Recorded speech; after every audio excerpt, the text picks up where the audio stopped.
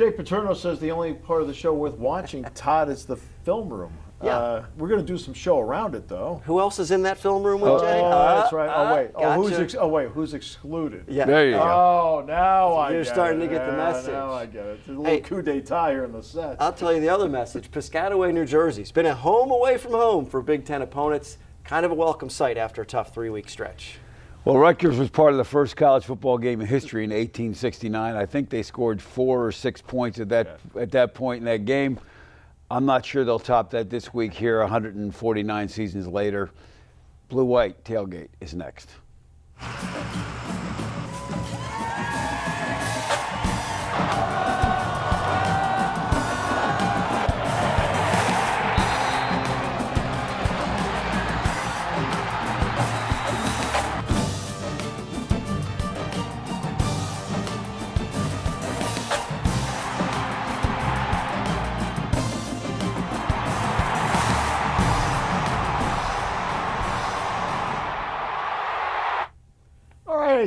Great to have you with us for Blue White Tailgate, Steve, along with the two people that are involved in the film room, Jay, Todd, Josh Sperber later in the show. We'll also be talking to Dave Revsine later in the show as well. Jonathan Taylor goes 71 yards for a touchdown. Everybody goes, whoa. And then after that, Penn State outscored him 22-3. Time to start talking about the defense. And, we move them up in the show this week, right? We moved them up a little bit. We'll talk about them a little bit more in detail in the next segment. They're doing an excellent job. They're growing each and every week. Offensively, somewhat of a conservative game. They relied on the leg of Jake Pinniger somewhat, but, look, a solid win to get it home at Beaver Stadium. Yeah. Anytime you beat Wisconsin, it's a solid win. So, could have been more exciting, maybe. But, at the end of the day, it's a win. It goes in the left column in your records ledger, and off you go to the next game. James Franklin says they also hit every benchmark along the way. Kind of won all the things that we talk about, weekly. Drive start battle, we won that. The turnover battle, we won that, which I think was critical today. The penalty battle, very disciplined. We only had 3 penalties in the game. We won that. And then explosive play battle, we won that as well. I think we can be more explosive offensively, but I think that's the story of the game. When you're able to do those things, you're going to have a chance to be successful. So a couple of weeks to go in the season. Our staff is aching to go someplace warm. So we're going to do bowl projections here. So here's the bowl projections. ESPN has the Fiesta Bowl, CBS the Outback Bowl, that's Jerry Palm. And then there's the Buffalo Wild Wings Citrus Bowl against Joe Moorhead and Mississippi State. Okay, so, and our crew, they just want to go someplace. Hey, they're going to go someplace. The question is where, and it depends on what happens in the next 2 weeks. But, in the old days, you were in wheeling dealing time right now. ADs were talking to bowl reps, and bowl reps were talking to coaches. And Coach Bryant at Alabama used to call people up and say, this is the team I want. But, that's all gone now. So we got to wait it out, and you got to see what everybody else does. All of a sudden, I started thinking about wings and steak from that graphic, too. Man, got to refocus here. I got a little hungry. But, hey, look, they're all nice bowl trips. It would be great. You're going to get a solid opponent.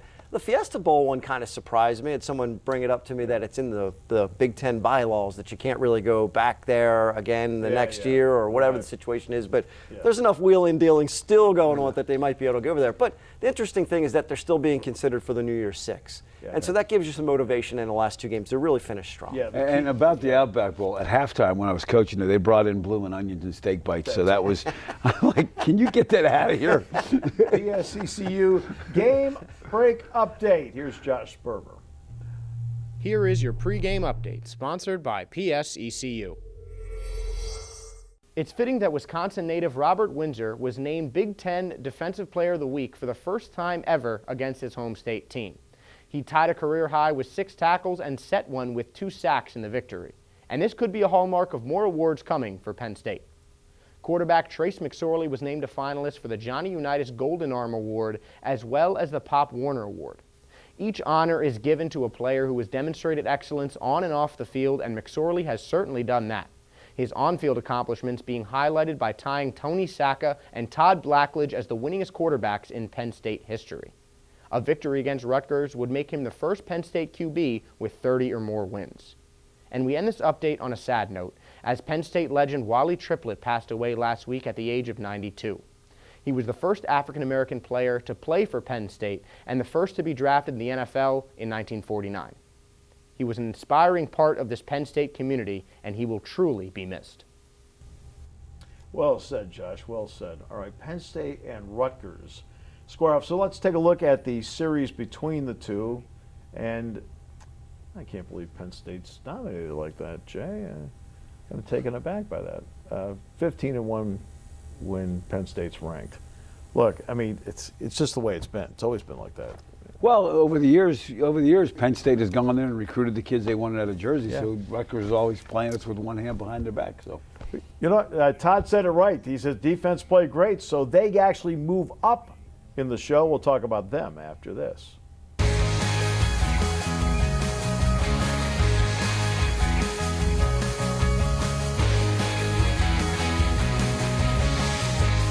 Well, when you play Wisconsin, you want to get a 2-score lead because then it really makes life for your defense better. They got the 2-score lead, and I think it did make life easier. And Wisconsin, to his credit, was running the clock out at the end because that's what they do.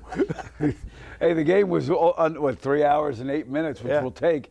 But, you know, I think one of the things Penn State recognizes, Wisconsin's playing one-handed. You know, they're a team with, they want to run the ball. They had the backup quarterback in, and they went to all lengths to stop the run game as well as they could and did a really, really solid job of doing that. It's one of those things, though, too, that it's unpredictable when you get into the season. You get into Week 10, you don't know what you're going to be facing on the other side. You know, you mentioned the injury to their quarterback. Trace McSorley is certainly not 100% healthy. It's been hindering his running game, so it's been affecting Penn State's offense for the last few weeks as well. But when you saw what they weren't doing with their backup quarterback, it made it a little bit easier to kind of just pin yourself down and try and stop the run, which still wasn't easy to do, by the way. I mean, when Wisconsin wants to run the ball and you even know it's coming, it's still not easy to stop them 3 consecutive plays, less than 10 yards. But this defense is really growing. I think they're really doing a solid job, and you know, the numbers show it.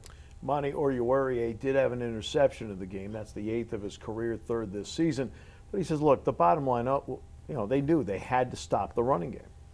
We knew they're going to come in the game and run the ball. That's what they do. That's their bread and butter. And we challenged the guys up front in the front 7 to just stop the run. And we helped out a little in the back end and played a complete game. Well, as Josh mentioned in the PSECU update at the desk, that Robert Windsor was the Defensive Player of the Week in the Big Ten.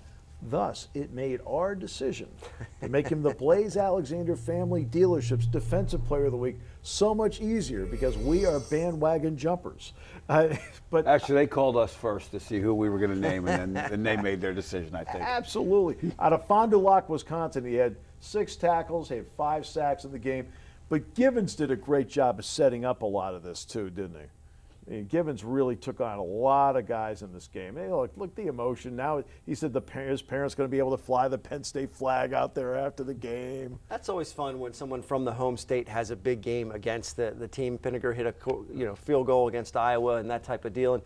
But for Windsor, that sack late in the game, look, that untimely turnover, right? The fumble at the end of the game, and that sack that Windsor got really kind of sealed the deal because it put Wisconsin at such a disadvantage trying to get 2nd and goal from like the 19 or 20. So that was a really big play there. He deserved it. Yeah, no question. And then you look at the defense, they held them 64 yards under their average. And, Jay, they won 3rd down. I mean, because 4 of 15 for Wisconsin on 3rd down, a team that has been living on 3rd and 2 all season. Well, they were just under 50% coming in, so if you do the math, 15 is 7.5. So clearly they did a great job on 3rd downs and a couple of 3rd and shorts when they brought in that big elephant package that we talked about in the film room with 2,500 pounds of people coming at them, and Penn State did a great job against it. Yeah, no question. Now let's take a look at the tail of the tape, the Rutgers offense against the Penn State defense, and you can see Rutgers 14.5 points per game. They just have not been able to generate Is that anything. the first half numbers, or is that complete? No, that's the whole game, that's Todd. the whole That's thing. The entire game, Yeah. 14.5. Todd just piling on. Well, look, I wasn't the one who okay, said, okay. how many schools are there in FBS? Well, we'll find out where Rutgers' offense is ranked.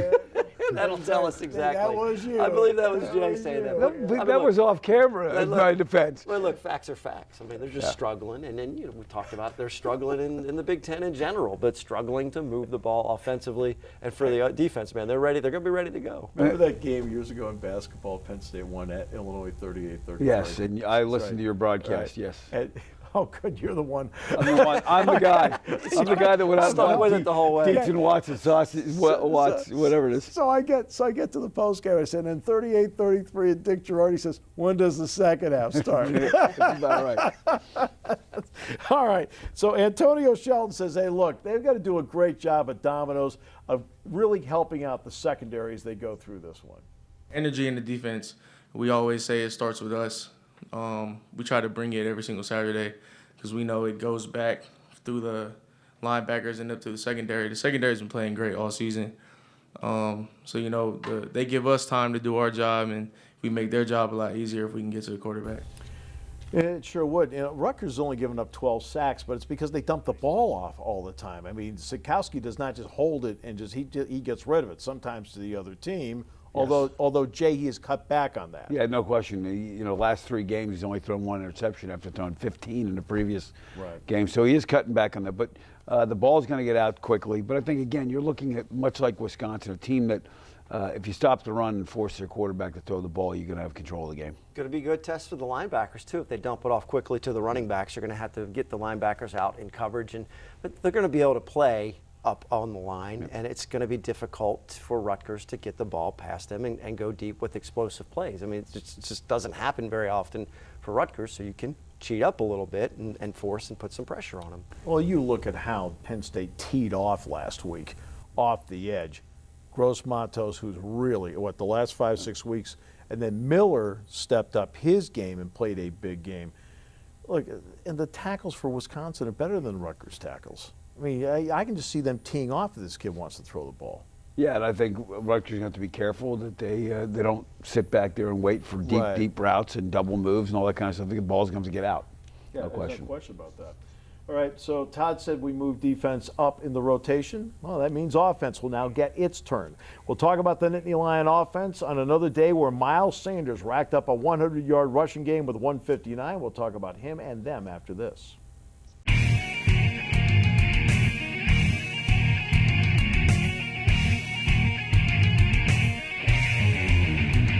All right, now let's take a look at the Penn State offense, and we'll get right to the Blaze Alexander Family Dealership's offensive player of the game. He had 159 yards rushing, and he had a touchdown of the game. It is Miles Sanders. And once our camera catches up to him, there he goes. I mean, look, he's averaging over 6 yards a carry. What kind of back do you think he is? Well, I think he's a back that I'm going to put in a plug that needs to come back next year and have another year. So I think that's the most important thing. But I think he's shown that he's a little bit inconsistent. At times he's very good, but other times he's not as consistent as he should be. But he's got a bright future, but I think his bright future is going to be here next year. And you can see some of the growth in some of the cuts. I was just watching the video that we were showing there, especially the one where he jumped back twice to come back to the left. He saw the vision and went. He falls back into the bounce it outside sometimes. But Saquon Barkley did that as well. But when he's really going north and south and making those quick decisions, he's really, really solid. And he's had some excellent games. And they needed this effort out of Miles Sanders against Wisconsin, and he delivered. Out of necessity last year, they put Ryan Bates at right tackle when he came back to protect his leg, his knee, and Fries was the left tackle. Well, then they went back to Bates at the left. This time they flipped him. What do you think that meant? To me, it was more of a case of getting Fries more comfortable, because I think he might be more comfortable on the left. Well, I think that's probably what it was, and they probably felt like, and it could also have been a matchup. We did that with Rich Ornberger. I remember. Against Iowa one year when we just felt like it was a better matchup for us and did it. So the question will be, is that what they're going to do going forward? The one thing offensively I thought was a little bit of a surprise was the fact that Wisconsin was not a great pass rush team, but they were able to get some pressure on Saturday at some key moments, and I don't think that'll be a problem with Rutgers, but it could be a problem 2 weeks from now. Yeah. All right, so let's get to the drive of the game. Penn State is down in this game 7-0 as we set up the drive of the game after a 71-yard run by Jonathan Taylor. So Penn State goes to work, start their own 25-yard line, get it out to KJ Hamler. Okay, now we talked about the ability to, again, get the ball moving down the sideline, and there's Miles Sanders again. KJ Hamler, always good to see the ball in his hands. The commitment to get him the ball, and they established that early, Steve. Yeah, and that's big, because they have to. And then, look, this kid has played well. Patrick Freiermuth has been, he is reliable as reliable gets. And then they go to the senior DeAndre Tompkins. This is the answer of 8 plays, 75 yards, and started Penn State in the 22-3 run to close the game out. One of the things I talked about last week, my keys to the victory was accuracy, and accuracy Yes. from the quarterback. That's right. And Trace came out 15 of 20. I mean, look, you can do so many more things when you're moving the chains a little bit, or you're getting a good first down completion. The completion percentage we've talked about for a while is only 52% or so, and you've got to, if you're going to throw it on first to mix it up, you've got to get some completions in there, even if they're 5-6 yards to stay on schedule. They did a nice job against the Badgers, especially that drive. Well, you know what, Todd, the follow-up to that, to add to that, is by what they did on first down, as you talked about, it then made third down easier for Penn State. Right? And that's where Not the so many difference is third and coming. eights. That's exactly right. We talked about the senior DeAndre Tompkins making the catch for the touchdown there. But we also saw KJ Hamler in there, and we saw Patrick Freiermuth, and we're seeing more of Jahan Dotson and Justin Shorter. So Josh Sperber takes a closer look at the young wide receivers and what they can mean, not only down the stretch, but in the future. Redshirt freshman KJ Hamler has impressed this season as Penn State's top receiver.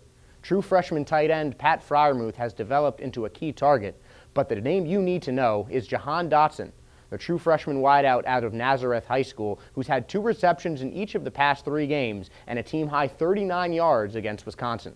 It was obvious when he got here that he was a very fluid guy, he was a very smooth guy, and catching the ball just came very natural to him. So I'd say the 2 biggest areas for him, obviously, were getting stronger, which he did a pretty good job of. And then I think the other thing that I would say is obviously the playbook. Him getting comfortable and confident with the playbook so Trace could anticipate what he's going to do. But he's just one of those guys that just doesn't really seem to faze him. It's not too big for him. Dotson has stepped up in the big stage and impressed players and coaches, but he isn't the only true freshman receiver who's been getting some reps. Redshirt Cam Sullivan-Brown has 4 receptions for 49 yards on the season, and true freshman heralded recruit Justin Shorter caught his first collegiate pass against Wisconsin last Saturday. This is a deep unit with some talent that is getting some reps already, and they have nowhere to go but up. The future's bright in that receiving room. They got a lot of guys that can do a lot of things. We definitely started trying to get the ball in their hands in space, and we can see how dangerous they are, but they did their thing. I'm proud of them. They got a high ceiling. There's been a lot of hype around this young pass-catching group for Penn State, but the experience they've been getting this year shows a very bright future for this program. No question, Josh, and I'll add on to that because Shorter and Daniel George, for example, and Daniel George is another guy, really good potential. Both bigger receivers, okay?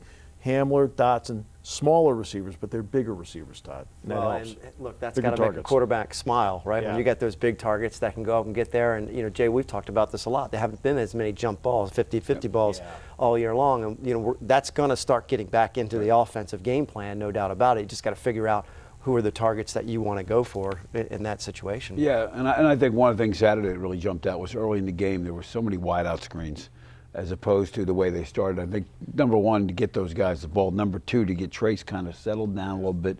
Sometimes you have a quarterback is as good as he is, who's had a couple of tough games in terms of percentages and completions. It's good to get him in that rhythm, and I thought that was a really good approach. Plus, it opened up the run game. No question. And let's get to the tail of the tape, then we'll get into that run game a little bit more. Tail of the tape, Rutgers defense, obviously, they're getting up a lot. And there's the 230 yards per game rushing is a big one right there in a big number. Teams have been able to run the ball against Rutgers this season. We just saw Penn State do that to Wisconsin. And for James Franklin, that commitment to the run continues. I think we're running the ball, better right now, and I think we got more of a commitment to doing that, especially with Miles. Getting the ball into his hands, trying to have some schemes where people can't do things to force us to pull the ball and throw it on the edge, or pull the ball and have Trace carry the ball. Now, the Rutgers pass defense is okay. I really like Saquon Hampton a lot, number 9. Good player.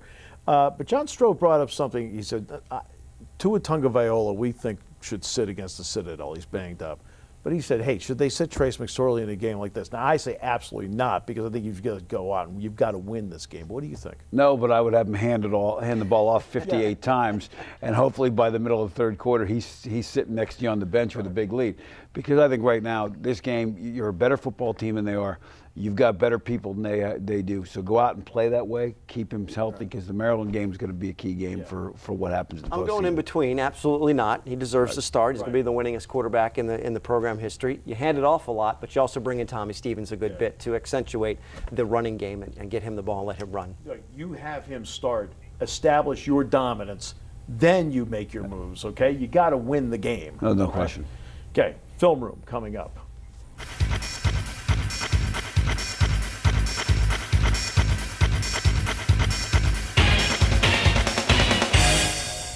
We're back on the Blue White Tailgate. We are in the film room. It's brought to you by Beer Belly's Beverage, and with me is Jay Paterno, who went back into the closet to go for a vintage sweater circa Early 2000s. early 2000s. So looking good. And not faded too bad. Pretty nice. Still fits. I'm pretty proud of that. Well maintained. Well Yes. maintained. You got a little organizational system in your closet, obviously, that you can go into these things. Well and maintained. find The this stuff. sweatshirt too. I'm pretty well maintained. Yes. Now, as much as we could talk about your closet for minutes and minutes and minutes, we got to talk about Rutgers, which you can wrap up in 3 words, apparently. Yeah, Rutgers is struggling. No question about it. And you know, everywhere, every time that comes up, it's Rutgers conversations. Wait, why are they in the Big Ten? Well, let's take a look at why they're in the Big Ten. You know, from 2005 to 2014, Greg Schiano was there, got them to 79-49, 6-3 in bowl games, 61%. Really did a phenomenal job of getting them to elevate to where the Big Ten is. And if you look where they've been in 2015, after their first year in the Big Ten, they've really struggled. So let's talk about where the struggles begin. And offensively, they've got some play. They've got a couple of guys that can do some things, and they just haven't been able to find a rhythm. But one of the guys that you're going to want to watch on Saturday, if you're a Penn State fan, a guy who can do some damage, is their running back Blackshear. Now, they're a zone team up front. They're going to zone this play here, double team, get up to your linebackers. And one of the things you'll notice about Blackshear, he has great acceleration into the hole and through the gap. And you'll see that on this video. So take a look how these guys do a great job. They get up to that linebacker. There's a gap. And before you know it, he's got really good speed. And there's a gain of 15. But notice how quickly he gets there. One of the challenges and one of the things Rutgers has done a good job of is finding different ways to get him the ball. Because in the run game, you know, you start putting 8, 9 guys around the ball, it makes it tough for him to run. Here you're going to see the motion their tight end across. He's going to come wall off this linebacker. They're going to crack with this wide out coming in. And now the guard is going to come out and kick out on the corner out there. They're going to flare him, throw him a quick screen, and get him out. So take a look at this on video. Again, it's just like a running play. It's a nice, easy pass for this quarterback, a young quarterback, gives him some confidence. And again, it's a pickup of 9. It's almost like a run play. Now, what are some of the problems they've had? Now, interceptions has been a really big issue for them. And with a young quarterback, sometimes they stare down. Now, he's done a nice job the last couple games eliminating it. But when you look at this play, you're going to see he goes back here on a play-action pass, and you'll see from this shot, he stares at this guy, which allows this safety to ignore the deep pass over the top and come pick this ball off. So take a look at this. And as you watch, he goes back, he's looking at that tight end, and now as he's staring at him, he's late with the throw, and that enables him. You can see a really good illustration of this where the post is going past the safety, one-on-one, probably got a shot at him, but he had his mind made up. But he's developing out of that, and that's sometimes tough. The other thing you'll see is the toss sweep. They're going to get in a lot of bunch sets where they're going to fake some things, but one of the things that Penn State's got to be ready for is this toss sweep. Again, cracking here, pulling the guard, blocking down, pulling out in front. So take a look at this. And again, nice downhill play. They have make some yardage there against Illinois here, and you know that's something you got to be ready for Saturday.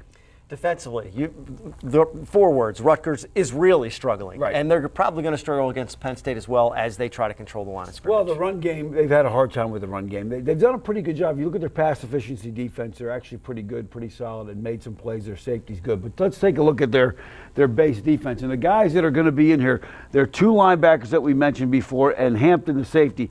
These 3 guys have played about 140 games. They're going to roll up on your outside guys, which has given Penn State some problems, takes away the wide-out screens that Penn State liked last week, and they're going to try and force you to run the ball in here. Unfortunately, it's worked for them. So take a look for here in this play here. You see those linebackers aggressive. They throw the wide-out screen out there, and because they're rolled up, they come up and make the play for about a 5-yard gain. Now, one of the things they're going to do is they'll rotate their safeties and blitz off the edge. They like edge blitzes, so they start 2 safeties high. They bring this guy off the edge. So if Penn State's in the zone read type stuff, they got in the RPO, they got to be ready to adjust to that and react to it. But this safety will start high. He's going to rotate the middle. So take a look at this one on the film. Again, he shows up late, gives a different read to the quarterback. Now he gets stuck holding the ball. So again, Penn State's got to be aware of those things.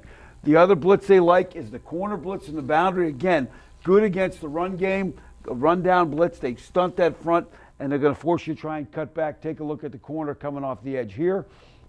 Again, they hold it to the last second so they don't show it, and here comes the quarterback running there. And again, one thing is different is they still play with the cornerback roll up on the front side. One of the things you'll see against Penn State is their man-free coverage with what we call 2 rats. So essentially, they're not blitzing. It's a 4-man rush.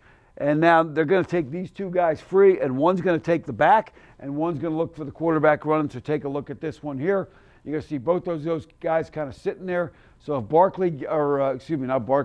if McSorley gets out there and he's running, there's going to be a guy there waiting for him. Last but not least, one of the things that's been a real big problem is quarterback run game. And with the man coverage and with them trying to match up crossing routes, which Penn State has run, if the quarterback gets loose, he can make some good plays. So take a look at this one on film. Again, they match up those crossing routes. They're all running out of that quarterback, recognizes there's nobody home, so he takes off, and he's got some speed.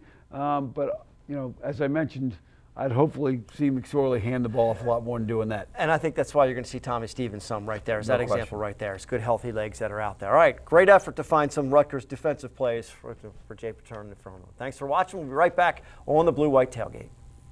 Welcome back to Blue White Tailgate, and we're going to have some shop talk right now presented by Ace Hardware of State College. I'm joined by Dave Revsine of the Big Ten Network. Dave, how you doing today? I'm doing great, Josh. How are you? Doing great, thanks. Ready to talk some football. It's the end of the season, getting into the championship part of this college football campaign. Penn State's had kind of a rough run, but they still have 2 games left.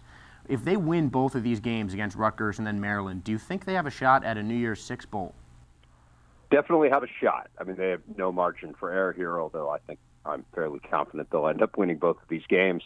And then I just think they'll be in the discussion. It'll kind of depend on how things play out. Do they figure out a way to get into that top 12 in the college football playoff rankings? Ultimately, it's up to the committee. I mean, I think sometimes that gets lost on people. The committee doesn't just choose the top 4. They also choose the teams to make it into those New Year's Six bowl games. So I think Penn State would have a compelling case.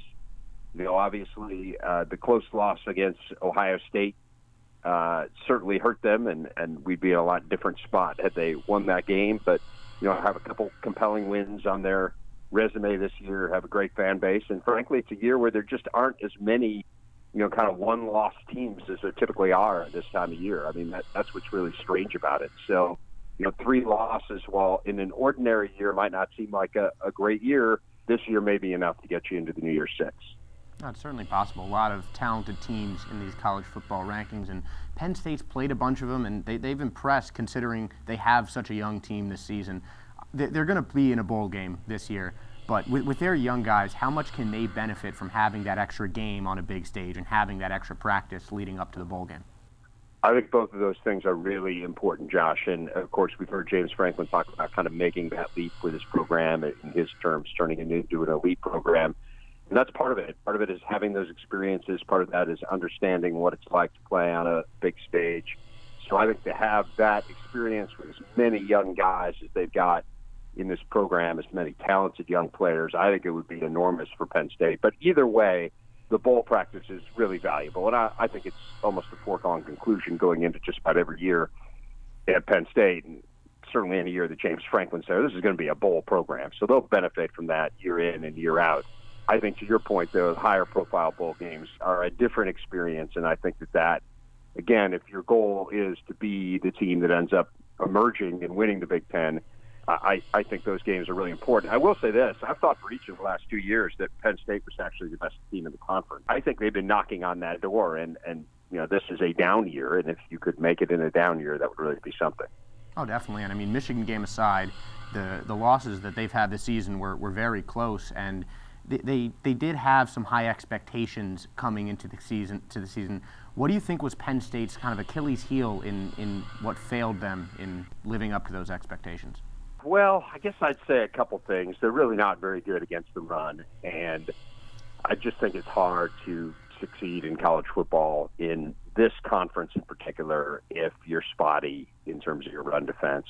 And then, the passing game has not been what I thought it would be. I do not blame that as much on Trace McSorley as I do, frankly, on wide receivers. I think they dropped a lot of passes. I just don't think it was as sure-handed a group as I believe that it would be coming into the year. And part of that is losing Deshaun Hamilton and losing Mike Gesicki. But part of that is guys who were expected to step up, with the notable exception of KJ Hamler, just kind of haven't. So I put it on those two things. I put it on the pass game not being where I expected it to be, and I put it on not having as airtight a run game as you need to compete at the very top of the league. Well, definitely you need all of those things, and as you mentioned, a lot of big losses in this offseason. Do you think that despite Penn State's success last year and the young talent that they do have, do you think at the beginning of the season the preseason expectations were set a little too high for this team? I mean, what kind of went wrong there? I do think that's a fair point, Josh. I didn't leave our preseason camp thinking that this was a team that could win the Big Ten. To me, I thought Ohio State was the most talented team when we left their camp, but I thought Michigan was right there on their heels. And then I thought there was a pretty significant drop. So I didn't see Penn State as the very top echelon of the Big Ten. I saw them as kind of that next rung, and that's what they've turned out to be.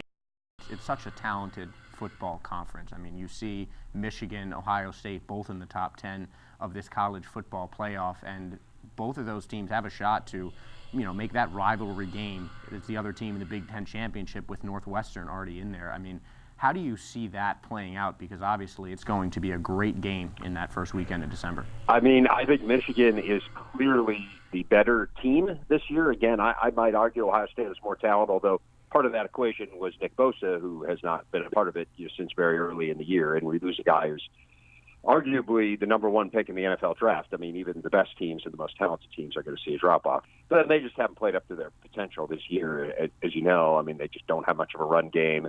Defense has gotten gashed and given up a lot of big plays. So to me, Michigan far and away has had the better season. But the game's in Columbus, and it's such a huge hurdle, I think, mentally for Michigan. The way that Ohio State has dominated them here over the last decade and a half, I don't think you can kind of overstate how important that is going into the game. I mean, that matters. So until Michigan proves they can beat Ohio State, you have to feel like it's kind of a toss-up game. But, I mean, if it was just who's having a better year, I mean, to me, it's clearly Michigan. I think they are a far more complete team. I think they're one of the best teams in the country, and I think they, again, Alabama and Clemson kind of separated themselves, and is Michigan good enough to compete with those guys? I don't know. I'd be really interested to see, though, because I think they're really, really good. You're absolutely right. It's certainly a lot of big variables in this Big Ten championship and a lot more football left in this season. So, Dave, thank you so much for coming on today, and we'll be right back with more Blue White Tailgate after this.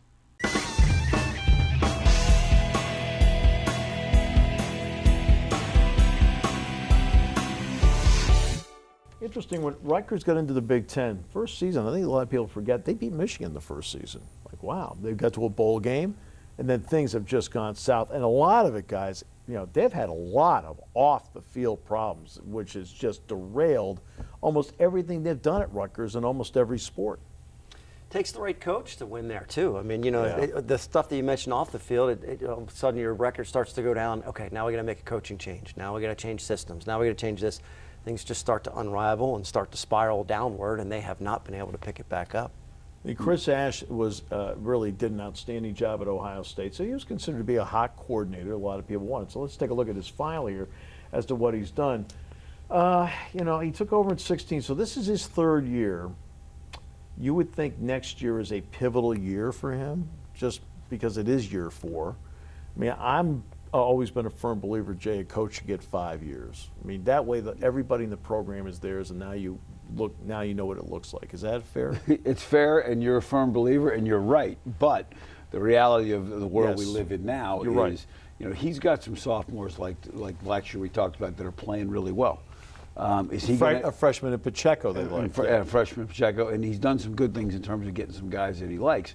The question is, will he be there to see them when they're juniors and seniors and even fifth-year guys? And unfortunately, that's the world we live in now. you know, and a lot of those guys in the programs like Rutgers need to do something special, something that stands out, something that attracts recruits. I mean, look what Syracuse is doing with their offensive system, and they're bringing in, you know, kids that want to play offense. You know, a lot of plays, something different, something the defensive coordinator has to think about. Chris Ash is the defensive guy. They better be able to lock it down. They want to play tight games and hopefully win those tight games. Right now, they're not winning those tight games or even making a lot of them close. Well, it's going to be senior day, by the way, at Rutgers, too. So there'll be the emotion of that. But these are also seniors he did not recruit. Saquon Hampton, for example, I've already mentioned. Terrific safety. The two linebackers, Roberts and Moore, he didn't recruit either one of those guys either. But those right now are the cornerstones of his team, not his recruits. Well, no question. And, you know, senior day is always emotional. But, you know, the tough thing is when you're having a season like they are, there's always that edge of, yeah, senior day, but we're glad to get this over with. But I don't think you'll see it. I think you'll see Rutgers give a great effort Saturday. I think they'll play really well. And if Penn State's not careful with the football and does some things and encourage them, it could be a long afternoon. As Northwestern found out a couple weeks ago, they were lucky to beat them. And, you know, when we scout opponents and we talk about this particular segment about opponents, and you're not mentioning the defensive linemen, you're talking about the linebackers and the secondary all the time. Kind of makes a statement about the opponent. I mean, they're not really getting much resistance up front. And Todd, that goes back to the 230 yards per game rushing, the ability to get that defensive line and move them out of there. Rutgers, let's take a look at some of the tale of woe as we take a look at that. Look, it's just been, Jay, you asked how many schools there are in Division 129. Yeah, that's not good. Now, offensively, young guys. Decided to go with Arthur Sitkowski at quarterback, true freshman. He's settled down in some ways, hasn't he, Jay, when you've looked at him? Yeah, we talked about in the film room, you know, how he was staring people down earlier in the year. I mean, absolutely staring, which happens to a lot of young guys. They get their mind made up when they go back, but I think he's getting over that some, and I think that's going to help them. And I think, you know, when you look at the tools he has, physically, he's got some ability. So there's a guy that you can build with. Well, he's got a fantastic name, too. I mean, Sitkowski is just rock solid, good Polish name, Steve. He should be out there, and you know, he'll get it straightened out. Good call, Sadowski. All That's right. the kind of analysis you can't get from others. And you're absolutely correct about that. That is correct. Yeah, and that's why you're in that chair. And the dude abides, Lebowski. But there is one guy, though, offensively. Leads them in rushing, leads them in receiving. Raheem Blackshear. James Franklin has a lot of respect for what he brings to the table. He does a great job. He is explosive. He is quick. Plays with a lot of confidence. You know, obviously being a PA guy and playing Penn State, there's going to be motivation there. But there's no doubt for us going into it, you know, their running back position in general has been very productive for them. So that's going to be our biggest challenge in the game is, you know, their running backs and obviously the O-line in the running game, and then their running backs, whether they're using them out of the backfield or Blackshear, they'll line up in the slot as well and do things like that. We're going to have to be aware. And watch out for number 10, Isaiah Pacheco, coming into the game. Ripped off an 80-yard run to tie the Michigan game at 7. He had 142 yards rushing last week. A lot of people say they think he's the best back they've had there since Ray Rice. Well, if you look at the backs that they could have had on their roster right now, Jonathan Taylor was committed to him. Saquon Barkley was committed to him. If they can keep some of these kids home, Rutgers got a chance to do some things down the road. But, you know, they got to win. Yeah, they got some versatile kids, and they're going to have to get the ball to Blackshear as much as they possibly can. They're not going to disguise it from the standpoint of that's their plan. They want to get the ball in his hands. I'm just interested to see if on the other side we see a little bit more of C.J. Thorpe carrying the ball, or maybe Sharif Miller. What's going, you know, because there were some interesting plays in the Wisconsin game, wasn't it, when some of the guys that got to carry the ball weren't used to carrying it. That was CJ especially was fun watching him. I mean, he just tucked it under. He was rumbling until he laid it on the carpet. The play-by-play guy for Penn State said that the stadium went from absolute delight to absolute horror when he fumbled. Well, CJ's dad was a better ball carrier than CJ is. That's for sure. Yeah. Okay, coming up. If you thought that was good, bad, and ugly, we actually have the official good, the bad, and the ugly coming up as we wrap it up on Blue White Tailgate after this.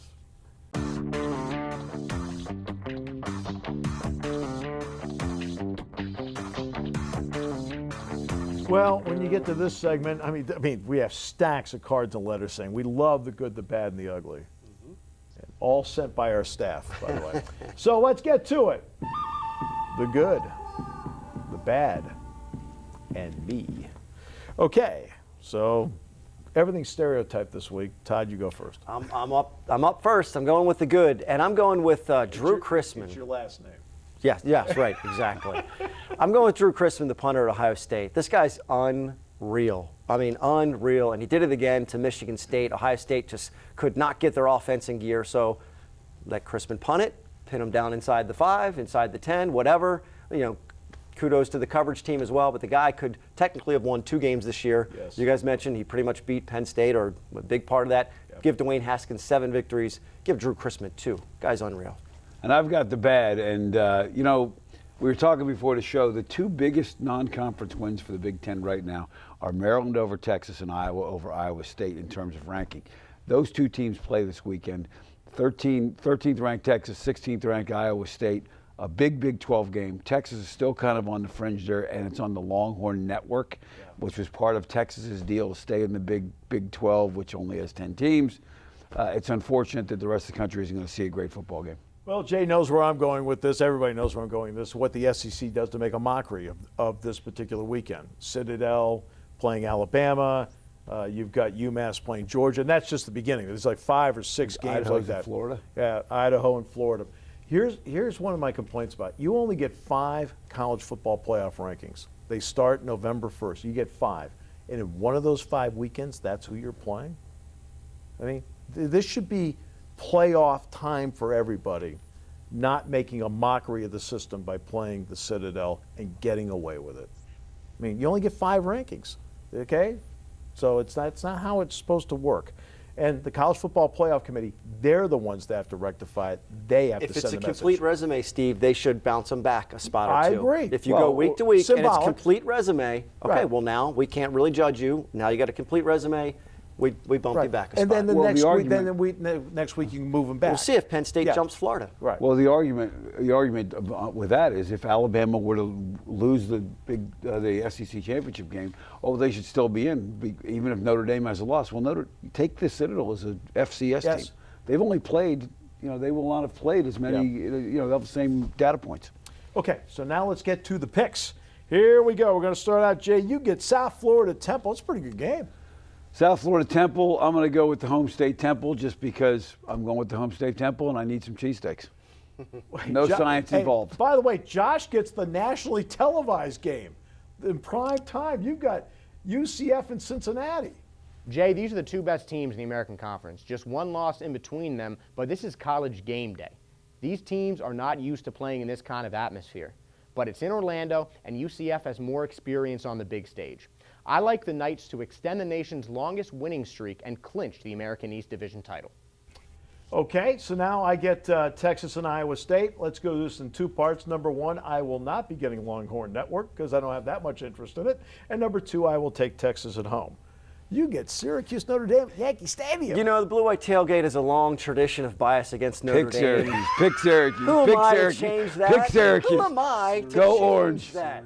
They're going to struggle with the Cuse offensive system. I'm going Syracuse in New York at Yankee Stadium. Oh, look, New York at the end. Well, the Wow. good thing is there's finally some sporting events in Yankee Stadium after the first round of the Major League playoffs go Sox. Thank you very much. Okay, here we go. Keys to the game. Jay, you get to go first. Brought to you by our great friends at Aaron's. Run the ball, get out of there, stay healthy. Same kind of thing. Line of scrimmage on both sides. Just dominate it. What you're supposed to do, take care of it defensively and offensively. Get out early, don't look back, okay? And don't get hurt. All right, hey, Happy Valley Cruise. Got to make sure we get that in there. Benefits Special Olympics, Pennsylvania. It's going to be the 4th through the 8th of March.